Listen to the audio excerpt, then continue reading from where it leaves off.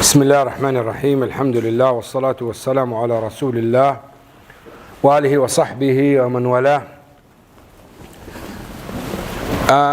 Now we just mentioned the shurut, the conditions of sale and conditions in sale, and we gave some examples, and I said you can read them inshallah later on, the example of the conditions in sale. And we said the difference between the conditions of sale and conditions of sale is conditions of sale from Allah subhanahu wa ta'ala, and if they are missed the contract, nullify the contract. Conditions in sale depends on the person and the contractors, so the parties of the contract, they will decide what to add, and these conditions are considered as long as they are not against the Sharia. You know, in some big companies, sometimes these conditions 2, 3, 4 pages, so many conditions, and every single condition is considered. The problem is this: when you buy something online, sometimes at the end they say terms and conditions, click yes, and you don't know. And if you want to review the terms and conditions, come on, man, 10 small writing pages, you can't even read it properly. You need a consultant. That's why, subhanallah, these people are dodgy. Okay, now we have conditions that some conditions are, as we mentioned, conditions of sale are batil, are invalid. Like for example, what we said, if I to combine between qard, loan, and bay' and sale, this is prohibited. I give you loan with the condition to buy this from me. You can't do this, because in this situation you are benefiting from your qard, and the qard loan is based on helping people, not to take benefit. That's why it's not allowed to give 100 and get 150.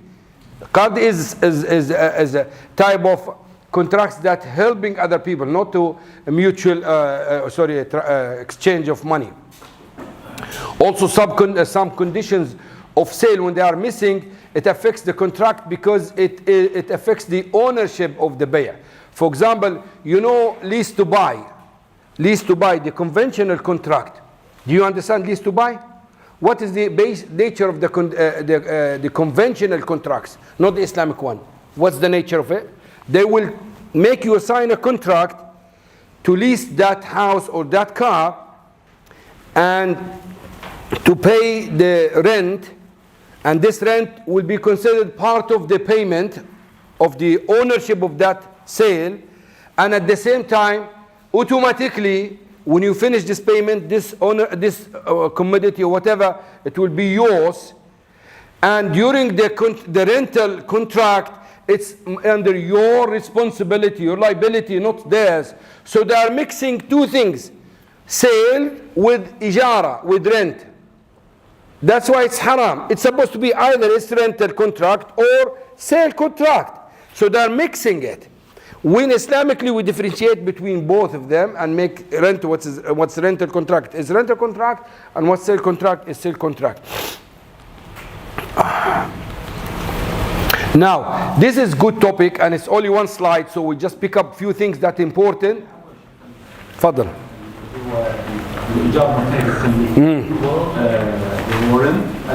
Yeah, lease to buy or rent to buy.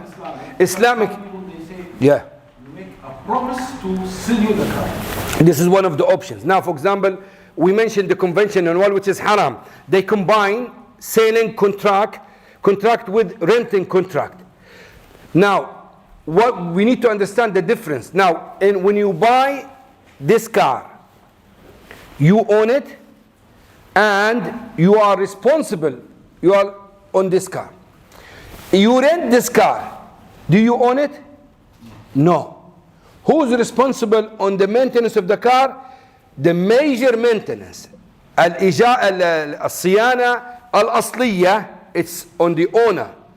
The daily maintenance is yours. Changing the oil, putting a fuel, cleaning the car is for the renting tenant, the renting guy. But for the major maintenance, it's mine.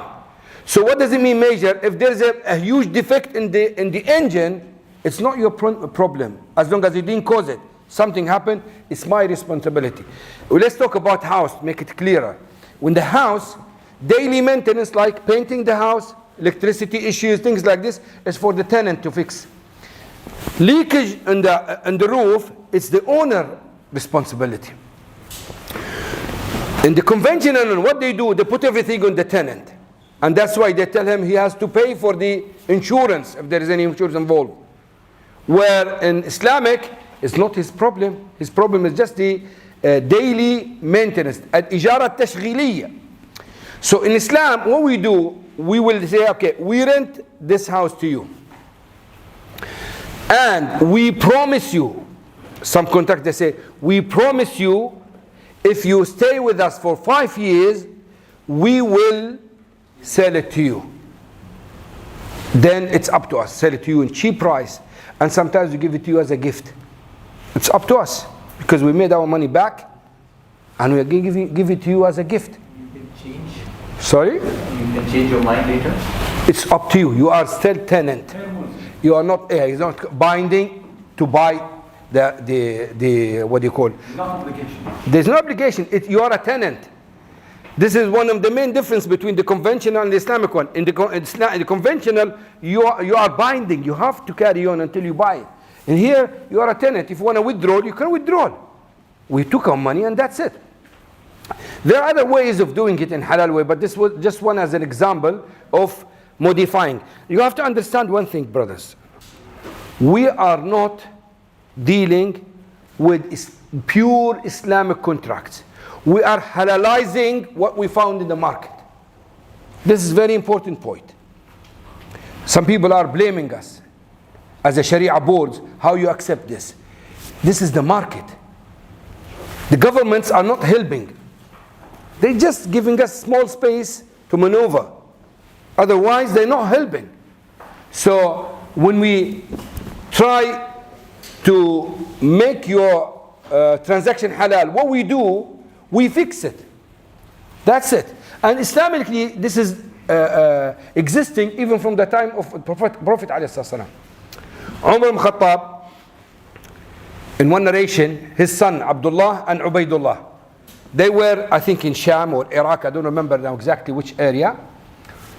The ruler there said to them, I have this money, is for Baytul Mal. You need to take it to Umar. Okay? And it's safer if I give it to you as a loan. You take it, buy some goods, go to Medina, sell it, and take your profit and give the original amount to Umar. Do you understand it? Does it sound okay or wrong? Sound okay, okay? He's helping them, and at the same time he's protecting the money of Baytul Mal. So when they did that, they went to Medina, they sold it. Oh, Umar, they come here. Why you do this? They said to him, this is what happened. He said, he gave you this because you are the sons of the Khalifa. No way. You won't touch even 1 pence. Put everything in Baytul Mal. Abdullah kept quiet. Ubaidullah said, okay, fair enough. We were responsible in the money in the whole trip. If something happened, will you charge us? He said, yes. So, okay, at least give us profit. We were responsible in this. Umar said, no. Then the companions interfered. They said, okay, Umar, now we will deal with it. We will fix it. The contract was, what was the contract originally? As a loan. As a loan. They said, let's go move it to Mudaraba. Give them half of the profit. Investment and take the rest. Umar accepted that. So what happened now? They fixed the contract from loan, they made it Mudaraba. Which means fixing the contract is one of the objectives that we need to do in our Sharia. It doesn't mean that we're missing about. No, we are trying to sort the problem out. So this is what we do. We try our best to fix the contract when the contract is against the Sharia. Unless if there is no chance to fix it, then we can't do anything. Now, in-qabd position, receipt or owning the items. This issue, you asked me about the drop shipping now. Now in qabd, there are 3 things we need to understand. بيع ما لا يملك. What does it mean, بيع ما لا يملك? To sell something you don't own. Hakim ibn Hizam asked the Prophet ﷺ about this, and he said to him, do not sell something you don't own. بيع ما لا يملك, when you sell something specified. بيع المعين. We have بيع المعين, we have بيع موصوف في الذمة. موصوف في الذمة described. معين specified. Example is this. I am offering you guys black Mercedes G-Class 2020 brand new black color, blah, blah, blah, blah. I give you descriptions. Anyone wants to buy? You said, yes, I want to buy this. Now I'm selling you a descriptive item, an item that I described to you. So if I bring this item from Kuwait or from China or from Germany, it's not your business. Unless if you put a condition in the contract, you want this from Kuwait. Otherwise, I am obliged to bring to you what I described in the contract. But if I add something in the description, I said, the plate number is 111. Oh, now I'm stuck now. Because I'm talking about a specific item.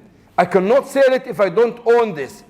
Why? Now listen to me carefully. Why I can't sell this if I don't own it? Why? May I have a seat? Do you think? Why it's allowed in descriptive, why it's not allowed in specified? Because in the specified one, there is a huge risk of not delivering it. I don't own it. The owner might say, no, I don't want to sell it to you. Or it might get crushed, accident, anything. So because of this, because of the ambiguity, the chance of not delivering the commodity, it's haram to sell this. That's why, shall I give you a big bomb or leave it later on? Because this, it's in the market, it's a big issue. But it's by Sheikh al-Islam and Taymiyyah. You know him, subhanAllah, when he makes ijtihad, you can't even argue with him. He said, and it's opted by many scholars nowadays, if the item is possible to deliver, you can sell it even if you don't own it. Based on the illah of prohibiting selling what you don't own. Don't follow this, but just keep it in mind, okay? Keep it in mind. He said, the hikmah, the illah, the reason for prohibiting selling something you don't own, because you cannot deliver it. So if you are 100% sure you can deliver it, then you can sell it even if you don't own it. And this is common. Now, for example, if you go to the market, where you have 10 shops next to each other, they sell mobile phones. You go to the shop, you say, do you have Samsung, blah, blah, blah, or iPhone? You ask him, he say, yes. How much is it? 500 dinars. Okay. You pay him the money, he say, 1 minute. He will go to his neighbor and pick it up from there and sell it to you. He didn't own it. And this call it as-salamul hal. Al-Shafi'i allowed it, and this is correct. He allowed it. Shafi'i said, if the salam is permissible when there is a delay in delivering the item, it should be more permissible when we deliver it in one hand. Anyway, so in this situation, he's selling you something he hasn't owned. He's not in his position. But because it's available, many scholars say it's permissible to do so. Did you understand this? Sheikh, even on the online,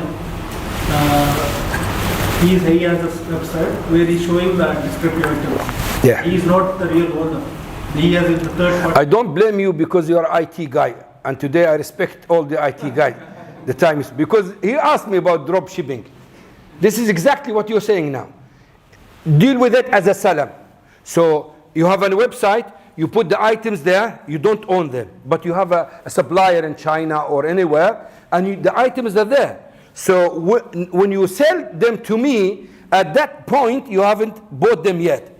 But because they are available, deal with them as a salam. Salam, make sure that you take the full amount in advance and you describe it exactly and you put a certain time of delivering it, and that's it. It has to be full amount. Huh? It has to be full amount. For full amount. Salam should be full amount. Salam, to avoid bay'ul kali bil kali. You know, bay'ul kali, when you sell debt for debt. So when there is no delivery of the money, no delivery of the item, we are selling debt for debt. This is not allowed in Sharia. So one of them should be on the contract. Yeah, either the item, the commodity, or the money. One of them should be there. Okay, I will pay you now Half? When I receive the item, Yeah. In salam you can't. In istisna, yes. In salam you cannot. It has to be full amount. But in istisna you can do half. What's the difference between istisna and salam? They have the similar conditions. The only thing istisna that in things that need to involve manufacturing. Salam in things that does not involve manufacturing. So if you are delivering potato, is this salam or istisna? Salam, because there is no manufacturing in potato. You just plant it. If you are delivering cars or doors, this is istisna, something that you manufacture. In manufacturing contract, take half, take deposit, no problem. Although similar to salam. But here, work is involved. Work is involved, not like the other one, there's no work involved. So he is similar to ijara. Okay? So now, yes, ask me please. If you have any questions, stop me and ask me. We don't want to move until we make sure you understand it. Yes? Okay, this what we mentioned now is apparently going against the wording of the hadith of the Rasul. What is it? Don't sell what you don't own. And we don't know why the Rasul didn't say this. We are assuming one of the reasons is what the scholars have said. Yeah. So, is it not better if we keep away from such transactions and not do them? When you said that the Prophet ﷺ did not allow it, I told you the Prophet ﷺ allow us to sell what we don't own in some situations, like Bay'u Salam. Bay'u Salam, Sahih Muslim, in Bukhari, Ibn Abbas said the farmers in Medina used to sell their crops, for 1-2 years. They delayed the delivery for 1 and 2 years. And Ibn Abbas in the same hadith, he said, did you know that they have already those crops? He said, we never asked them. Which means it's not compulsory. It doesn't matter. They planted, they haven't planted, they have it, they don't have it. It's not our business. We just need to give them the money, get the description, fix the date, and then we can get the item. Which means it's allowed to make salam not in something you don't own, in ma'doom, something that is not already existed. You are going to plant it and you get it after 1 year. So in some situations, the Prophet ﷺ allowed us to involve ambiguity in some contracts for benefit. And that's why ambiguity is less tahrim than riba. Riba is worse. And that's why ambiguity is permissible in many types of contracts. We will come to it point by point, inshallah.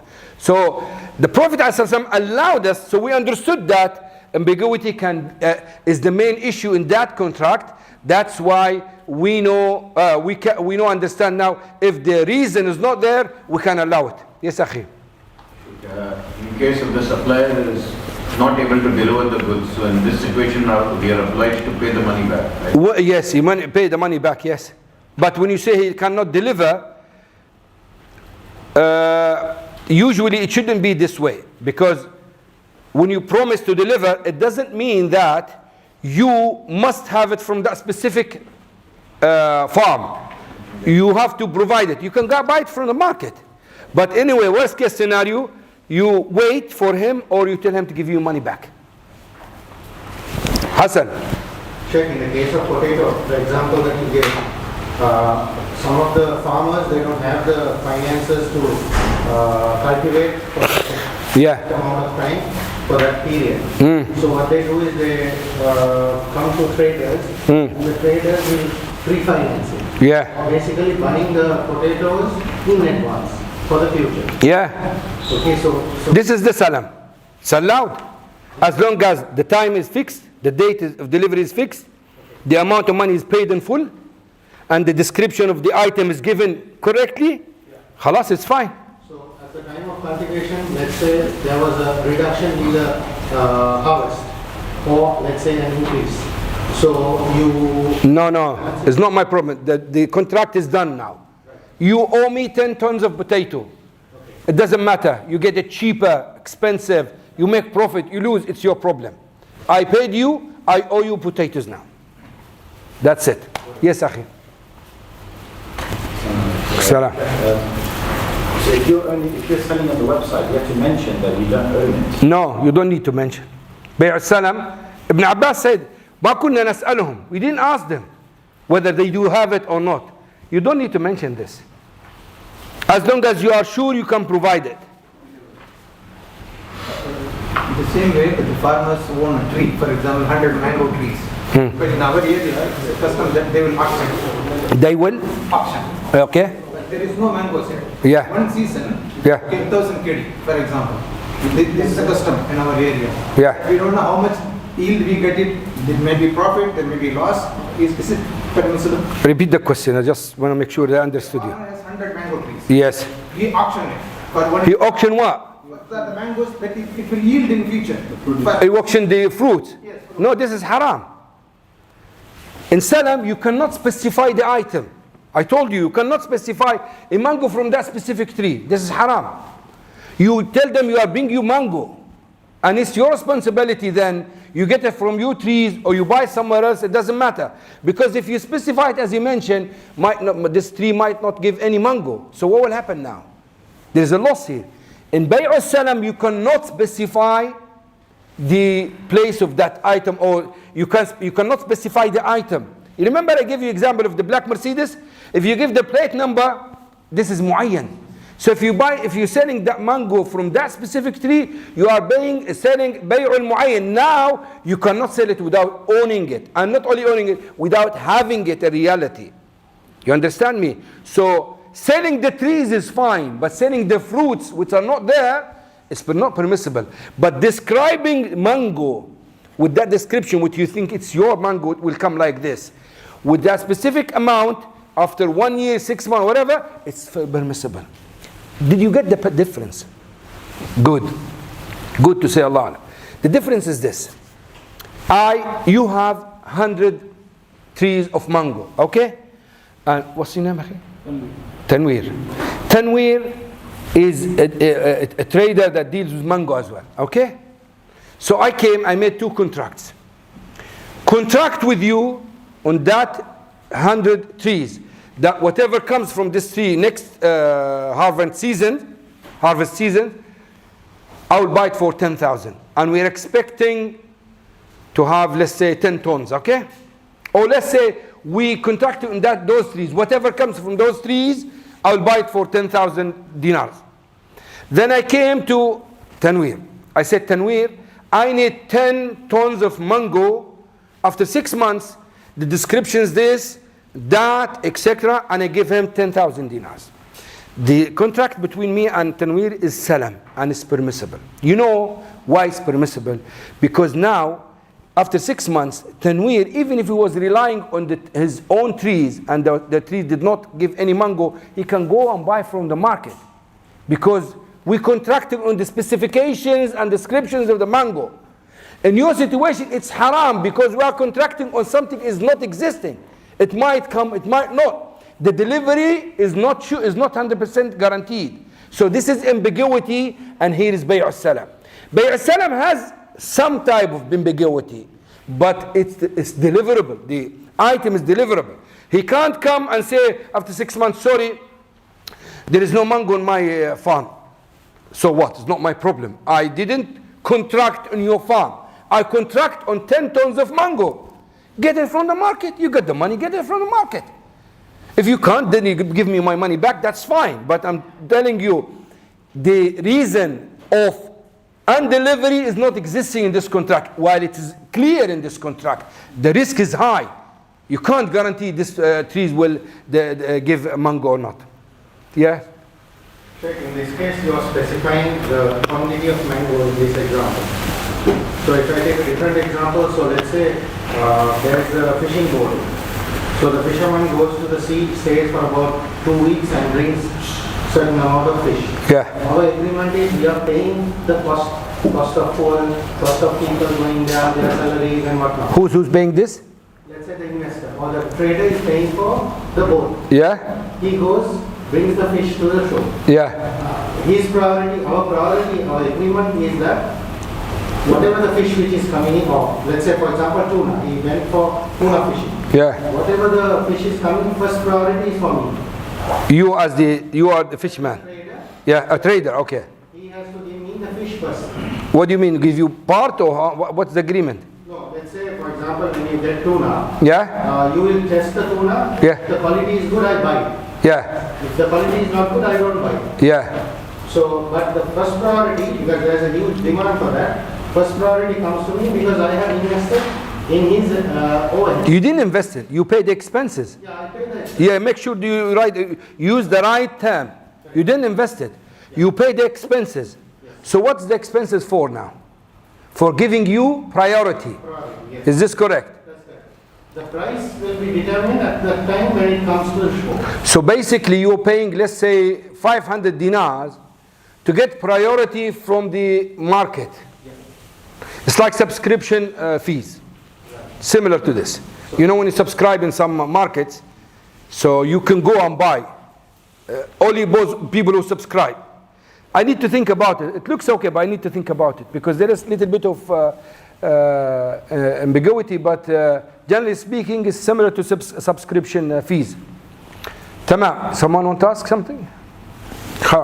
Okay. Now, بيع غير المقبوض. You sell something that you didn't own. You haven't owned yet. And I mentioned before what Sheikh Islam and Taymiyyah mentioned. If something that is available and deliverable, he said, because the reason is clear, so you can go for it. This is just for your knowledge. We're not acting upon it. As the hadith is not clear, is 100% clear, but as if you dig deep in buyu', you can see it. Subhanallah, it's clear.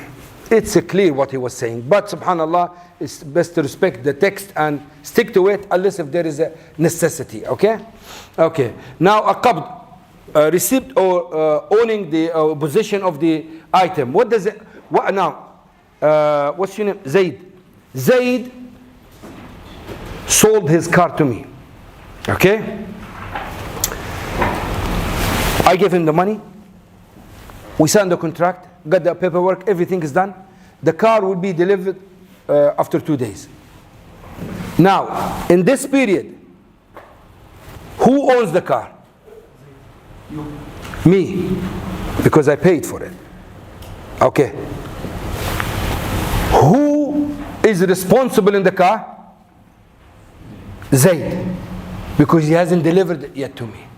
So there is a gap between the ownership and the full ownership. You can buy the thing and it is yours, but it's not in your responsibility. Why? Because you haven't received it yet. So this is the benefit of understanding the qabd, the possession or the receipt of the item. So when he sold the car, at that time it's my car. It's my car. But because he did not deliver it yet, it's still in his liability and responsibility. Something happened to the car, it's his problem until he delivers to me. Okay, in this time, can I sell the car?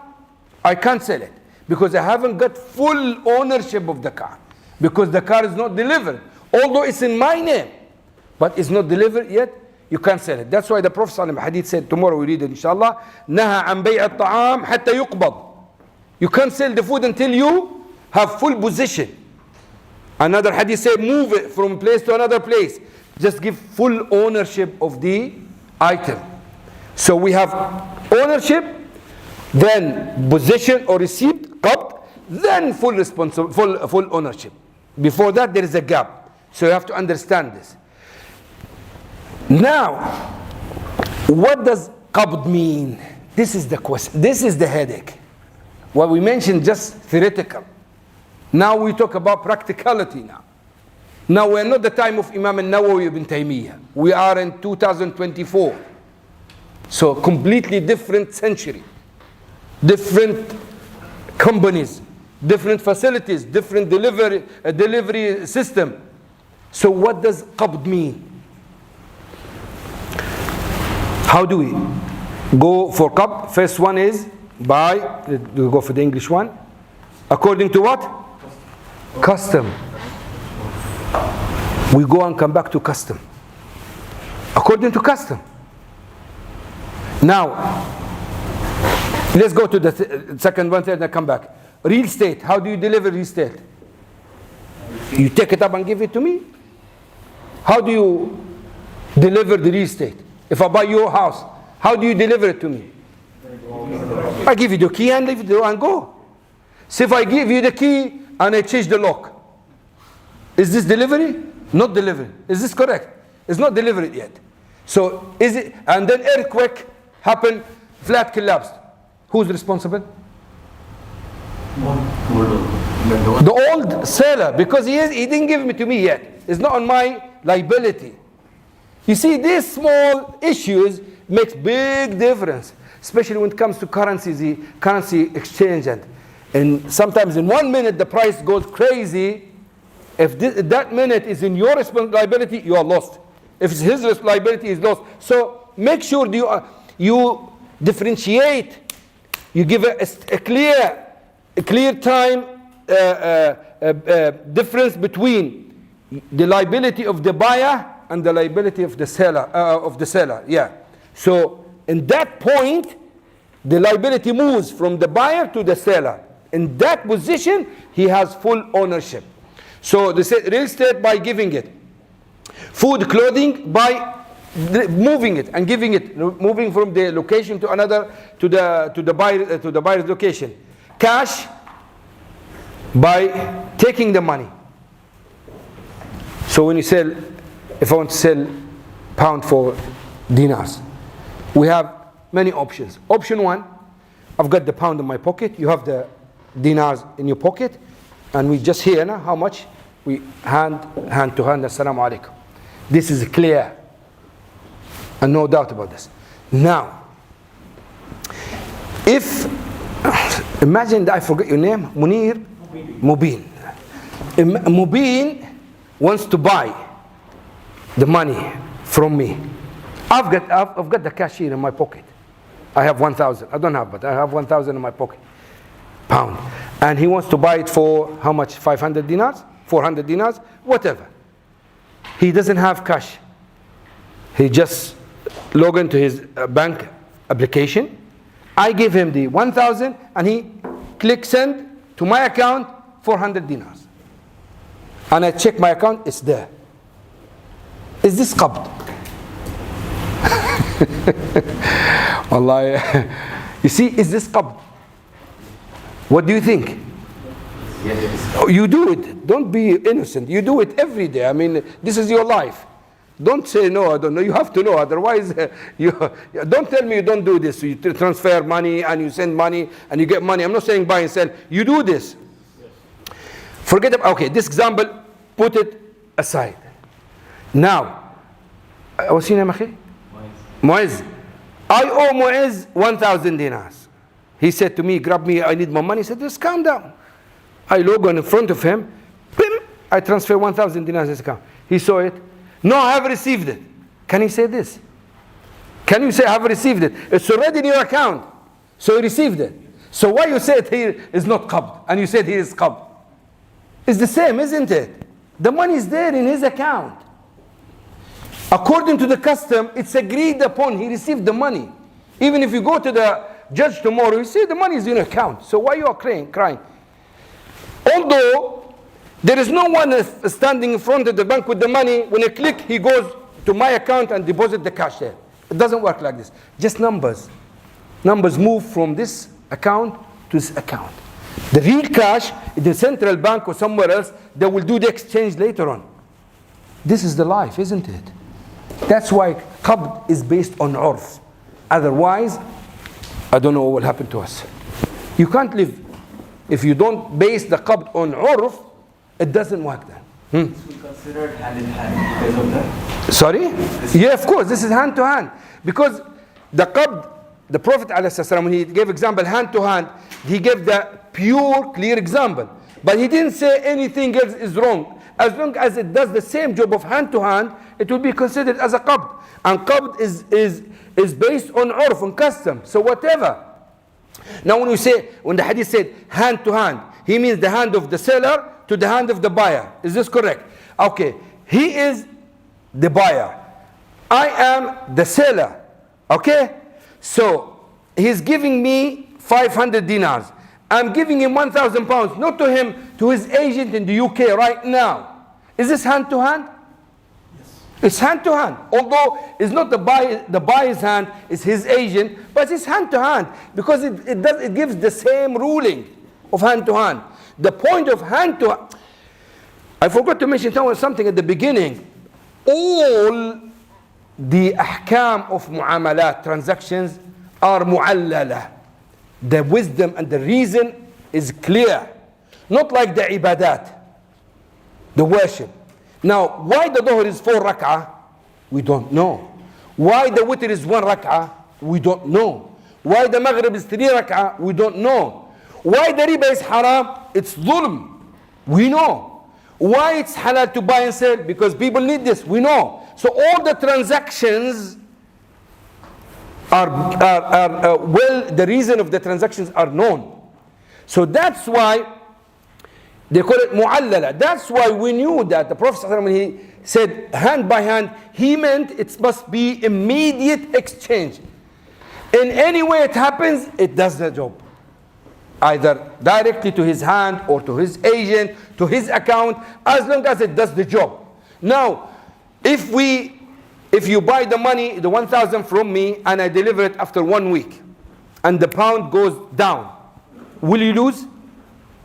Yes. He will lose. If we exchange right now, and I transfer to his account, and the pound goes down, sorry, the first one, if you receive it after 1 week, and the pound goes down, you might be upset. Especially if I had the reason of delaying the payment. You will say to me, now I'm losing because of this delay. If I put the money in your account straight away, but you don't use it for 1 week, and the pound goes down, will you come and blame me? I give you the money. The money is in your account. You can use it. So this is the mean of qabd. So if you receive the money in any way, and it's in your ownership, it's your, and you can use it, khalas, this is qabd. According to the Sharia, this is qabd. Sheikh, in this case, there are some, in case of gold. Gold? Yeah, we order the gold, but gold is not delivered same time. It should be delivered to the other country. And you pay straight away? It's paid. The gold, do you buy from bank or from individual? What do you do? Individual. Who take the money to the other country? No, they will deliver. The person who takes the money, yeah, deliver to the other country, the order. Yeah, no, you have to have an agent to take it. Because now, in this period, who is responsible? Unless if you have an agent take the gold and put it in the delivery company, that's fine. But for them to deliver it, you haven't received it yet. So unless if they deliver it, when your agent receives and you put the money.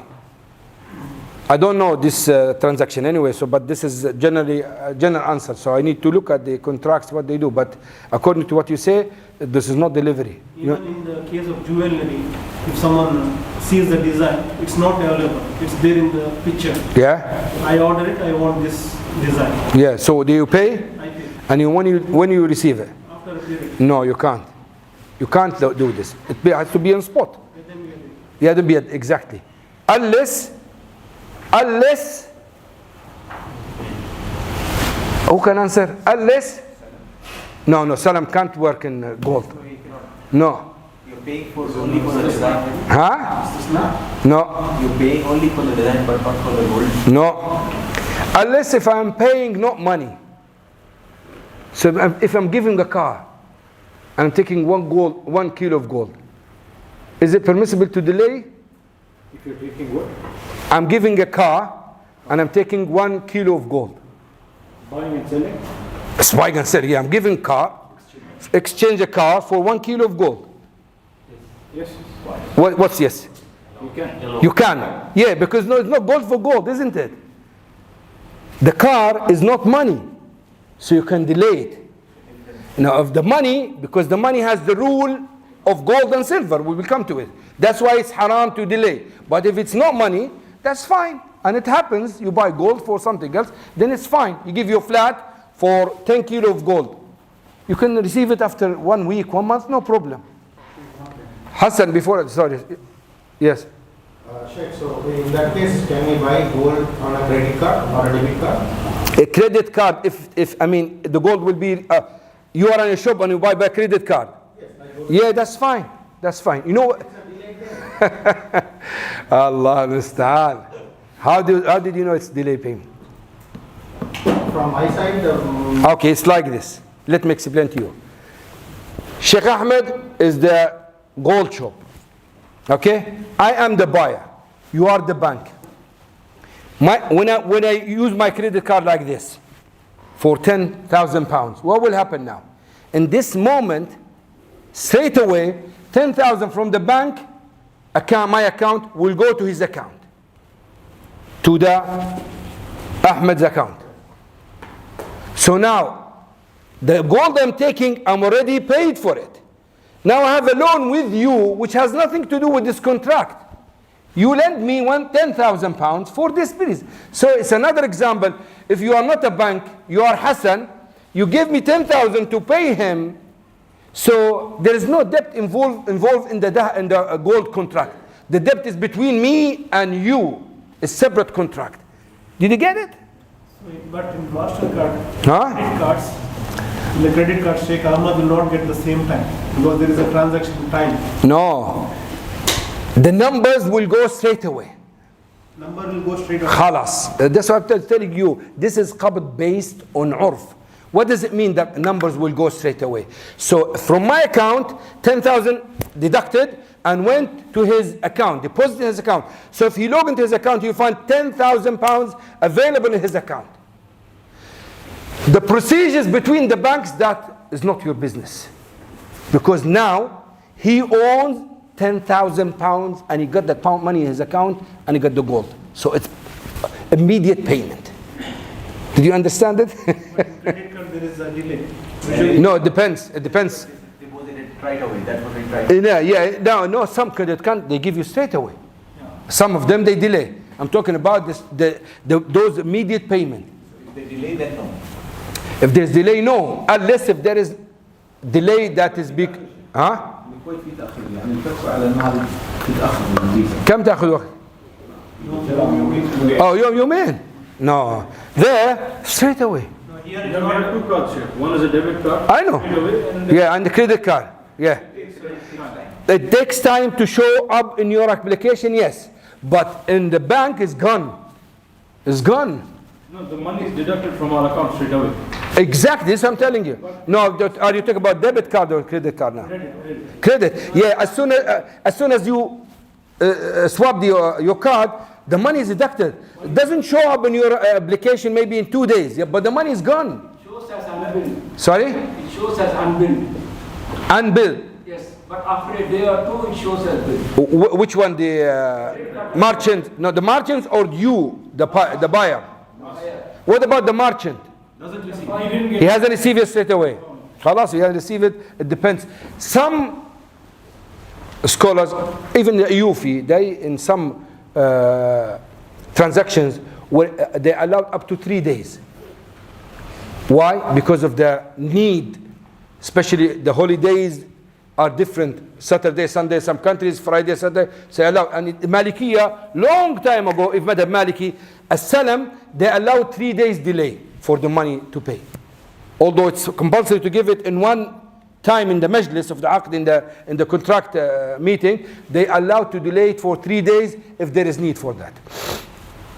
Yes, Akhi, I want to try. For the example for the gold, right? For? The example for the gold. Yeah. So you have a delay in getting a finished product with a certain design. Right? But when you pay the payment, you are making the payment for the gold itself. You already got the gold. The delay is only for the design part of it, right? So basically the gold is here. Yeah, the gold is there. The bar is here. Yes. You pay for the bar. Pay for the bar. You get the bar. then you give it for design. That's fine. You receive the gold now. That's fine. Yes, Akhi. Say suppose I buy gold from a company digital. So there are two options. Either they maintain the gold for me for whatever amount I have paid, or I can physically go and collect it from them. They can. What's the first option? First option is they maintain the gold for me. They deliver. No, they'll buy the gold and keep it for it. Yeah, there is an option to deliver also. They buy it on your behalf. Yes, and they maintain it. Yeah. They keep it. They store it basically. They keep it. They keep it. And they are the seller. They are the seller. No, you have to have an agent, or you physically go and collect it. They can't be the seller and buy and your agent at the same time. They are maintaining, say, if I buy online for 100 grams of gold, so they will maintain that gold for me. So I have an option either to collect it or keep it with them.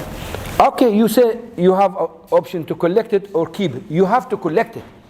Collecting it doesn't mean that you have to go physically. For example, if you have an account with them and they put it in your account, it's fine. If they store it for you in a place and you have a deposit box, for example, with them, any way of collecting it will work. Make sure you collect it. Don't leave it with them. Did you understand? Now my question is for you. If you buy it and stay with them, after 2 days, the gold is stolen. Who's responsible? Seller. Seller. Okay, so you haven't collected yet. It's still there. It's not allowed there. You get it now? You need to make sure it's in your liability, not their liability. That is the full qabd. Otherwise, there's no full qabd receipt. So this is how you test it. Either it's in your position or in their position. Tamam.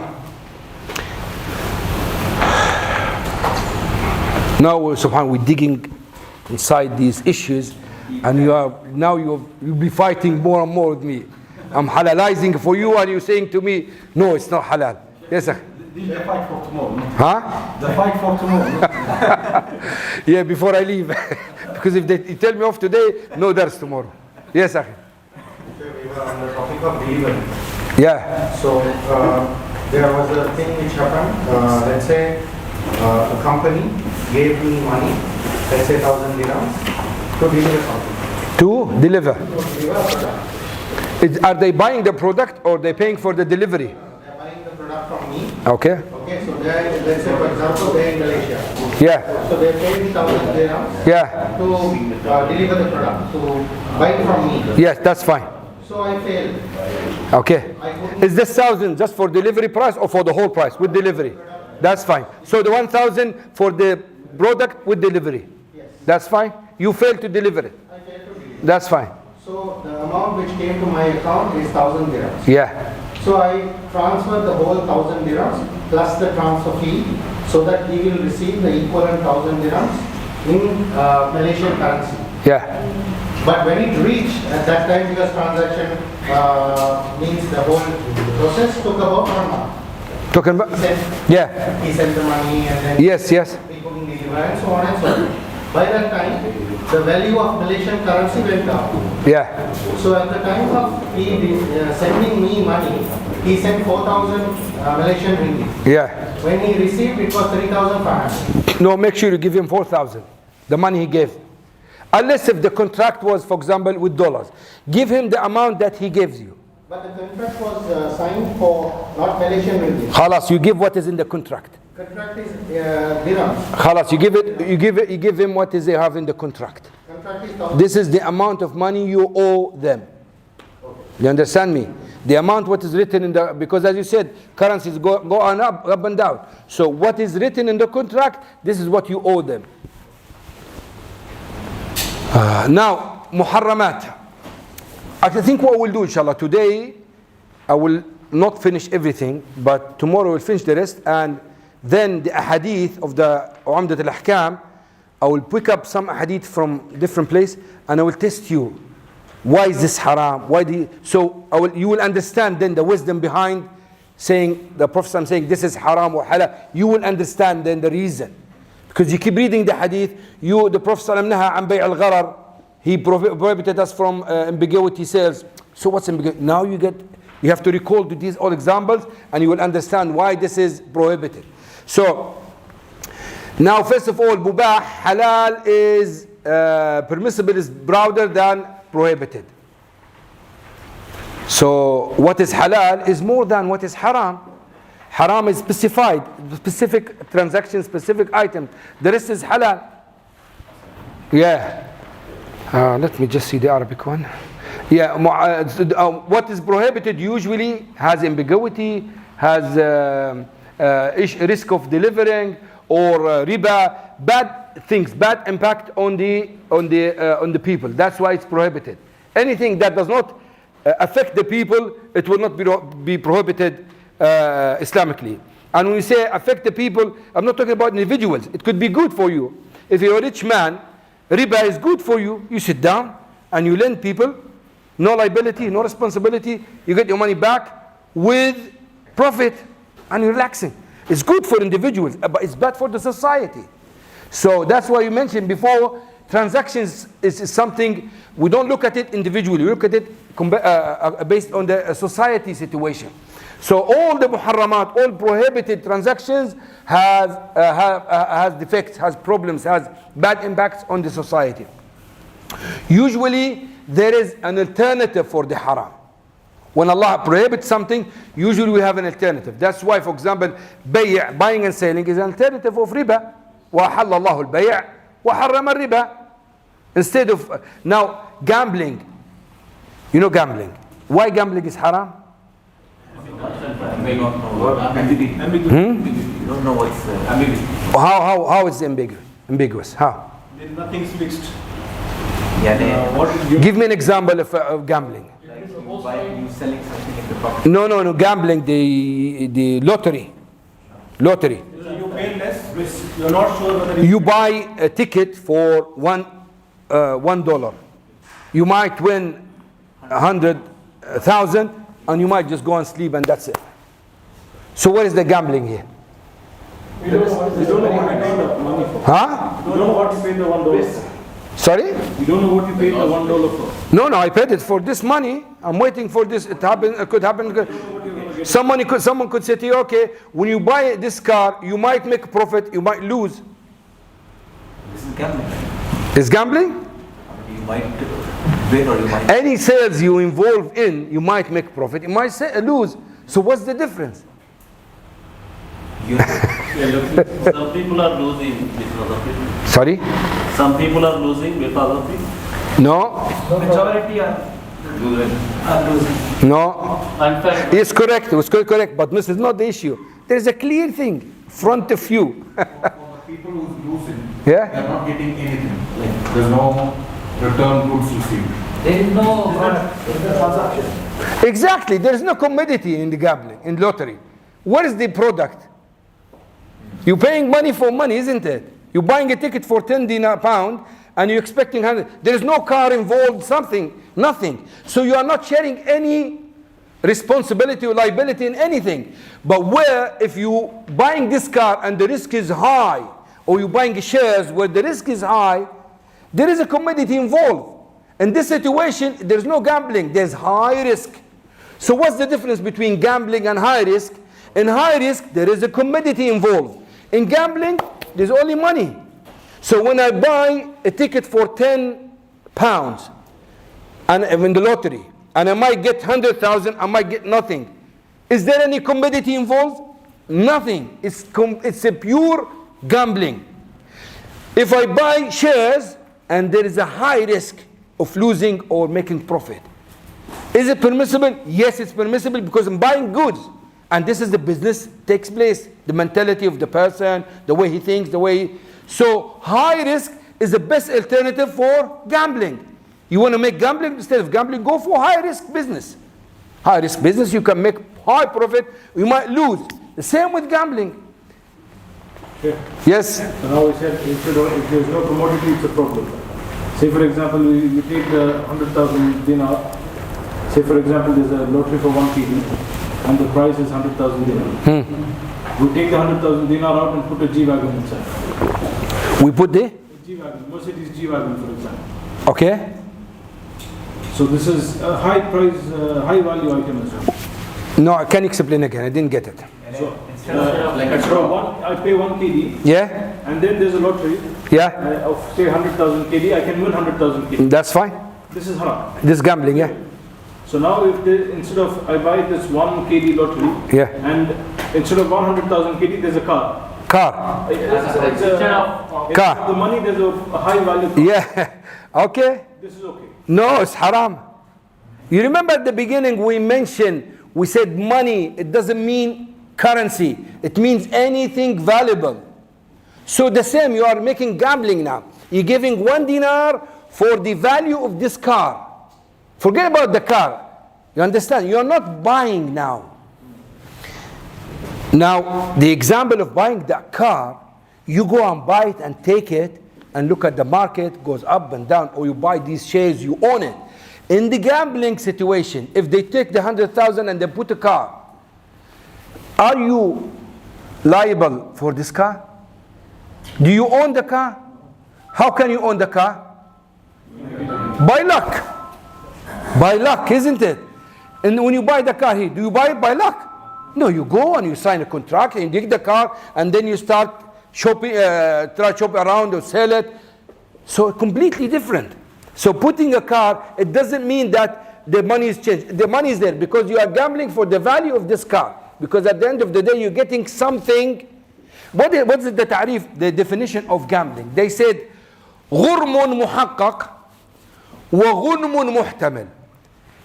You are losing for sure. The chance of the profit is 50-50. So when you are something like this, that means you are in gambling. Now, when you buy a car, are you losing? You got a commodity instead of your money. Cheap or expensive, this is another issue. This depends on your way of business. But you are taking something instead of the value you give. In gambling, when you give 1 dinar, what are you taking back? Nothing. You're just waiting for the luck. So that's why it's gambling. The risk is high here. The risk is here is unknown. But here, there could be high risk, low risk, but you still own something. You have a car, you have commodity, and for your money. Carry on here. Complete your question. No, this is one more question of what Hassan was asking you regarding dirhams and Malaysian ringgit. Yeah. Say for example, somebody comes to me and says, I need a qard of 1,000 KD, for example. And I tell him, okay, but I go back and then he's taking it for say 2 years. Yeah. He told me he needs 1,000 KD for 2 years. So I tell him, I'll give you 50 grams of gold instead. Ahsan shay, this is the best thing to do. Best thing to do. Yeah. But 2 years later, the value of gold has gone from 50. No, he will give you 50 grams of gold again. Yeah, but the value is higher. Rarely. It happens just now because of the crazy price. But usually, the secure way of giving loan, give it by gold, not currencies. Because currencies usually lose its value. But the gold is the best thing to keep the value of the loan is the gold.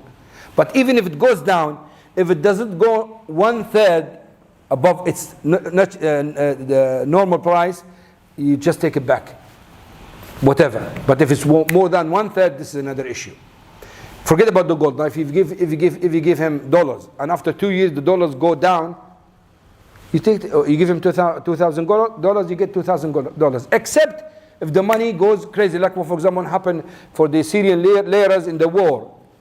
The inflation was crazy, or Iraq, Sudan, Germany, in the war, in the second war in Germany, it was like this. You got the coffee, you buy a coffee, let's say for 1,000 mark, is it franc, what is it? The currency. Franc? Anyway, this 1,000 franc, they said you go out and you come back again, it will be 1,500. In few minutes, it's like it goes up, yeah. So in this one, crazy, you can't tell people, if you give you 1,000 now, and after 2 weeks, I give you 1,000 back. You can't say this, because 1,000, it will become 100,000. The value of 1,000 will become 100,000. So I can't tell you, give him back. One of the funny stories, one of the Sheikh, he was telling me this. Someone in Lebanon, that was in 70s, he needed a loan. He said, I took the loan the guy was saying, I gave him a loan, $30,000. $30,000, I think. No, sorry. 30,000 lira, Lebanese currency. 30,000 Lebanese currency, which was equivalent to maybe about $15,000, something like this. I'll just give you numbers just to give you the idea. I don't know exactly the exact figures. And he didn't pay him back until 10 years ago. So he kept the loan for about 25 years. And the problem, maybe 30 years. And the problem is, in that period, Lebanon involved in a war. And the liras finished. When he went to give him money back, he wanted to give him the amount in Lebanese lira. He was telling the Sheikh was telling me, he said to me, the amount he's giving me is $200. I gave him 15,000 and he's giving me $200. So he took him to the Sheikh. So the Sheikh said to him, okay, he's a good guy. He wants to pay back, but he, subhanAllah, a human being loves money. He doesn't want to give it unless if it's haram, he will give it. He said to him, when he gives you the money, what did you do? He said, I bought a flat and I made a printing shop. He said, subhanAllah, how much the flat now? He said, about maybe $50,000. Say, you crazy? You're giving him $200 and he only worked from it?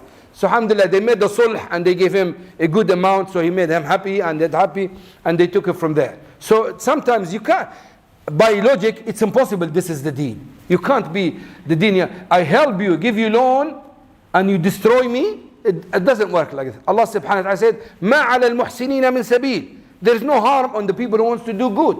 Yes, Akhi.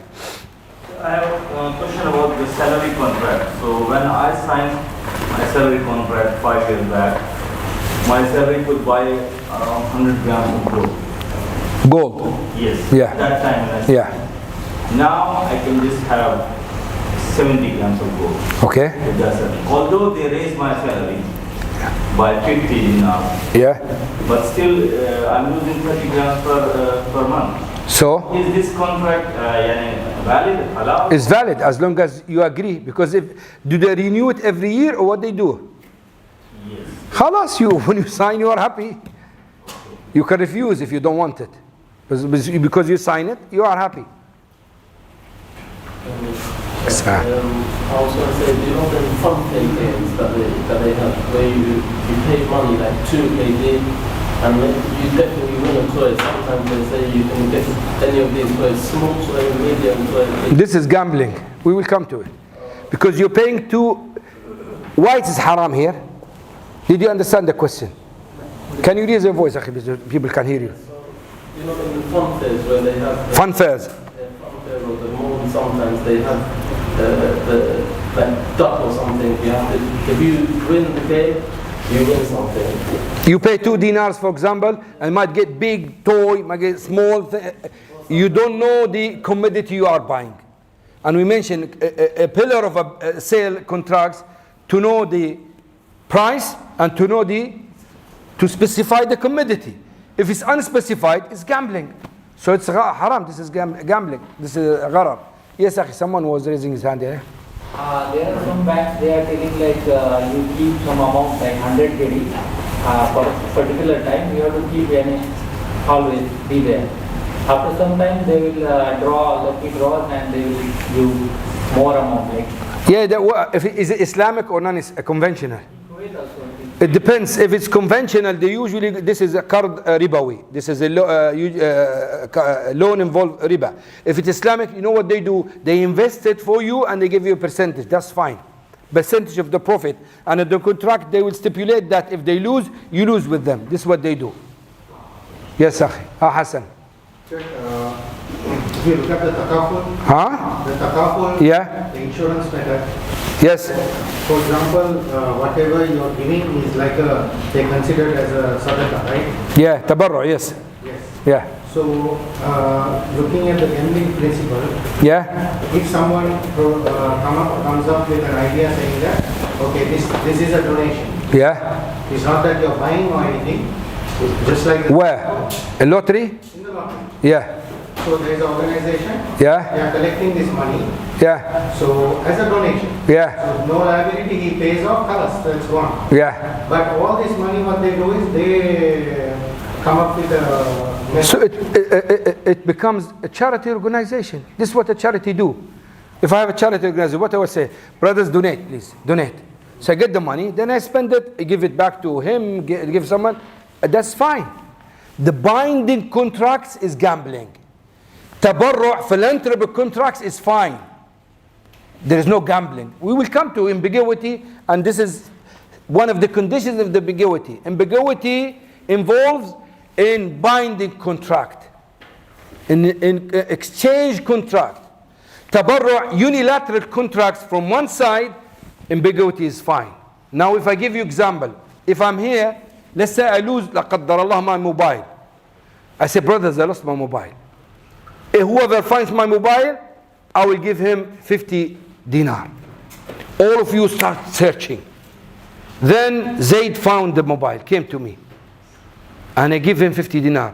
Ahmed starts shouting at me, you wasted our time. We look. I said, I didn't tell you to go. I binded myself to pay 50 dinar, and you were not binding. No one told you to go. You choose to do this. So it's unilateral contract. I was obliged to pay Zaid 50, and he wasn't obliged to search. In this situation, where were any ambiguity involved in this? Come on, it's a clear ambiguity. Now, the contract is 50 dinar from my side. What is the other side? The chance of finding the mobile or not. It's ambiguity. So do we have these type of contracts in our life? Plenty, man. You see those big companies digging for oil? You know what they do? They come and sign contract. They say, if we find oil, we'll take 10%, whatever. If we don't find, pack up our bag and go back home. That's it. Whatever they spend is their money. It's not my problem. They call it ju'ala. This is ju'ala. It's unilateral contract, and it's permissible. Islamically, it's permissible. What Yusuf said, وَلِمَنْ جَاءَ بِهِ حِمْلُ بَعِيرٌ وَأَنَا بِهِ زَعِيمٌ. It's in the Quran. Whoever finds that the lost in the story of Yusuf, whoever finds it, I will give him that specific amount of gift or whatever. So it's ju'ala. Yes. Ask. You know, the most important thing in these courses is the questions, because the questions will make you aware of what is going on. If I keep reading a hadith and you don't ask, wallahi, you will come from this course with nothing. But these questions are touching your life. That's why I don't care. We spend hours in these questions better than keep just reading and come out with no benefit. نعم. So, okay. Oh, okay. It's true, yeah. Question from the lady's side. We used to do contribution of money with someone, and when we wanted to collect it, for example, it can be 1000 kd, they used to deduct 5 kd. They are claiming that it is commitment fee and services fee. Is this allowed? I didn't understand the question. Can you repeat it? We used to do contribution of money. Okay. With someone. Yes. So which type of contribution? I think they used to pay a small amount and then Jam'iyya, you mean? like a chit fund. Yeah, so basically 5 of us, everyone pays 100 dinars a month. I'm giving you 20 kd every month. For saving? Just to save, yes. Why? Why you choose me? I mean, is it a bank or what's this? I think some friend, I don't know. Okay, that's fine. Okay. So, and then we wanted to collect it from, for example, it can be 1000 kd. Yeah. They used to deduct 5 kd. For? They are claiming that it is a commitment fees or a service fee. It depends. I mean, this person, is it a body? Is it a bank? Is it a, so anyway, if the deduction is a real deduction, it's for expenses, then that's fine. Let's say, I'll give you an example. According to what I understood, you put your money in with me because I'm trustworthy. So I'm saving you money for you. And you went to Saudi, you stayed there. You said to me, Aimen, I want my money now. I said, okay, I'll transfer it, but there will be a fees for this transfer. It should be deducted for your money. It's not my problem. you understand me? So this is fine, if this is the question. But what if they come back, Sheikh, it's 1000 KD, I paid 2020, and you have 1000 KD of money with you. And then I come back and ask you for money, you give me 995. Why? And you say 5 KD is because I did the service of keeping your money. Khalas, this should be in advance. Before you give it to me, I will tell you, I will take 5%, 5 dinar, whatever, for saving the money. This is ujra for the service I'm giving you. That's no problem. But it has to be specified in advance. I have to tell you the amount and everything in advance. Otherwise it will be haram. Hassan, yes. You will pay for this, Hassan, inshallah. You ask about 7 questions. Yes. Go ahead, yes. Sheikh, the same question Brother Tanvir asked. So somebody asked for a loan. I said I have a gold coin. I'll give you the gold coin, and you need to return me back the gold coin. Yes. That's it. That's it. Okay. So, but obviously, when he returns back, he said I can't be bothered going and buying the gold coin and coming and giving it to you. I'll transfer the money. Tell me what is the price of the gold coin. Okay, his question is a good question. So now what is it? He's saying that you give, let's say, 10 grams of gold as a loan. You want to protect by yourself. So instead of giving money, you give 10 grams of gold. After 1 year, you are bringing it back to me. If you said to me, I don't have gold, and instead of wasting time going to the market, tell me how much the 10 grams gold now, and I'll give it to you in currency. If you are happy, that's fine. As long as the price on that day, specific day, when you take it back, just you fix the price on that day, it's permissible, no problem. Because it's like now you are selling your debt to him. You understand me? Similar with other things. With other things, if you give me 10,000 Kuwaiti dinar, KD, after 1 year when I give it back to you, I say, listen, I have only dollars. You accept, you say yes. We say how much dollars, I give it to you straight away. As long as on the price of that day. Okay, let me finish this. Yes, Akhi. Can you repeat the definition of gambling? Gambling is غنم محقق وغرم محتمل. That means a certain loss and unsure profit. So it's like this. You are sure you lose, and you are unsure you make profit or not. And this is when there is no commodity involved. Because if the commodity involved, there is no gambling. There is no gambling. Tamam. Now we said the prohibited thing now are 2 types. محرم لذاته ومحرم لكسبه. This is important. Prohibited, that is intrinsically prohibited. الجماعة والأنا بالنسبة لي تمام، بس تعطوني كاسة قهوة الآن أشحن البطارية حتى ساعة ثانية ما في مشكلة. I'm okay unless if they want to relax. This is their issue. خلاص أعطيهم 5 minutes. 5 minutes break إن شاء الله we carry on.